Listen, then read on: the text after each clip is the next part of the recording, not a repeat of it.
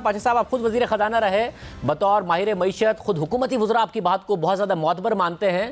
آپ سمجھتے ہیں 3 سال میں تیسرا وزیر خزانہ، 5 FBR چیئرمین، بار بار معاشی ٹیم بدلنا بہتر ہے اس وقت معیشت کے لیے جبکہ ابھی IMF کا پروگرام بحال ہوا ہے؟ بسم اللہ الرحمن الرحیم. میرا خیال یہ ہے کہ چونکہ فائنانس منسٹری ایک بہت اہم منسٹری ہے اور اس کا رول جو ہے IMF پروگرام میں بہت اہم ہوتا ہے، اس لیے ہمیں زیادہ تبدیلی نہیں کرنی چاہیے.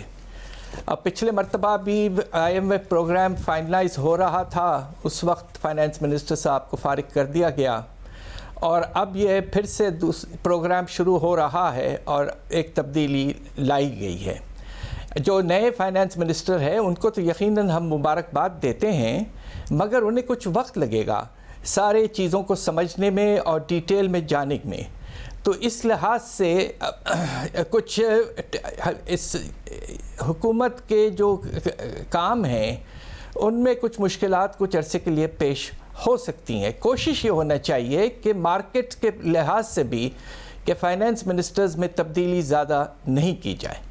ساتھ یہ بتائے گا کہ حکومت نے ایک وجہ جو بتائی وہ مہنگائی بتائی ہے. جنوری میں جب مہنگائی 5.7% پہ گئی، وزیر اعظم نے اپنی معاشی ٹیم کو کریڈٹ دیا. فروری میں 8.7% ہو گئی. مارچ میں توقع ہے کہ شاید 9% سے زیادہ رہے. آپ نے آج آرٹیکل لکھا جس میں آپ نے بتایا کہ منی سپلائی میں 18% کی گروتھ ہے جو کہ 5 سال کی ایوریج جو 13% تھی اس سے بہت زیادہ ہے.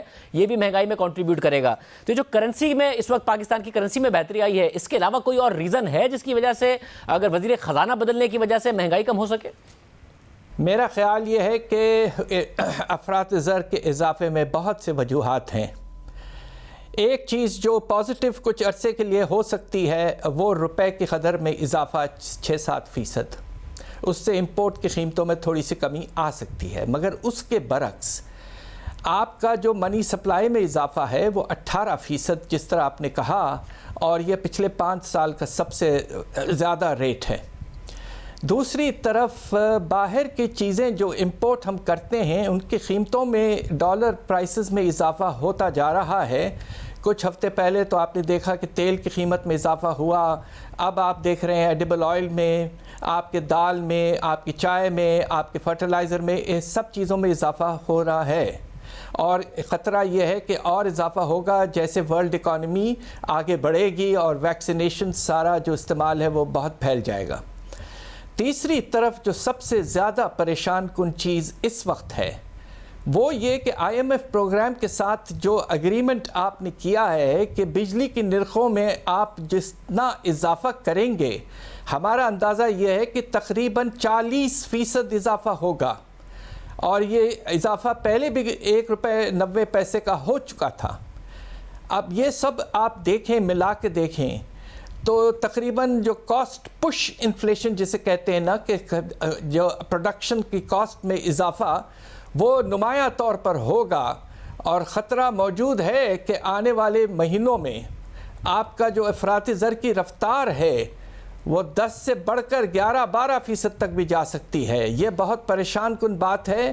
مگر مہنگائی کے علاوہ آپ گروتھ پر بھی اتنے آپٹیمسٹک نہیں ہیں. State bank large scale manufacturing کے نمبرز کی وجہ سے حالیہ مانیٹری پالیسی اسٹیٹمنٹ میں 3% تک گیا ہے جو ان کا گروتھ کا ایکسپیکٹیشن ہے، بٹ آپ 2% ہی دیکھ رہے ہیں. ایگریکلچر اس کی ایک وجہ بھی بتا رہے ہیں. ساتھ میں جو کرنٹ اکاؤنٹ ہے اس پر بھی آپ کہہ رہے ہیں کہ جی خطرات واپس سے نظر آ رہے ہیں کہ یہ بڑھے گا.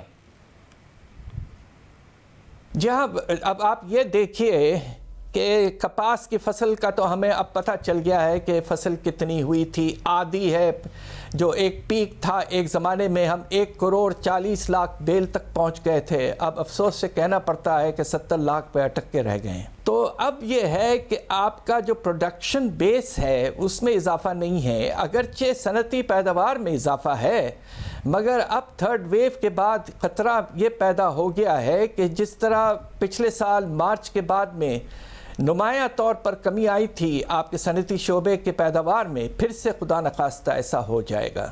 اس لیے میں سمجھتا ہوں کہ ایک بہتر اسیسمنٹ یہ ہے کہ شاید 2% ہو جائے تو بڑی بات ہے. ایک اور چیز میں جلدی کہنا چاہتا ہوں کہ پچھلے سال کا جو شرح نمو بتایا گیا تھا وہ -0.4% بتایا گیا تھا. ہماری ریسرچ سے یہ بات ثابت ہو رہی ہے کہ اندازہ جو دیا گیا تھا کووڈ کے امپیکٹ کا وہ کم تھا، اور سال کے ختم ہونے کے بعد میں اب ہمارا اندازہ یہ ہے کہ پچھلے سال شرح نمو -2% سے زیادہ رہی ہے۔ تو حالات کافی خراب ہو رہے تھے، اب بس ہم دعا کرتے ہیں کہ کچھ بہتری آئے، مگر تھرڈ ویو کی بڑی پریشانی اب شروع ہو چکی ہے۔ مطلب ایک طرف یہ پریشانی، دوسری طرف 700 ارب روپے کے IMF کے پروگرام کے تحت نئے ٹیکسز، بجلی کی قیمتوں میں 40% تک کا اضافہ۔ آپ کو لگتا ہے کہ پاکستان بہتر نیگوشیٹ کر سکتا تھا IMF سے، اور یہ جو شرطیں ہیں انہیں پورا کر پائے گا IMF کا پروگرام، پاکستان پورا کر پائے گا ان شرطوں کے ساتھ؟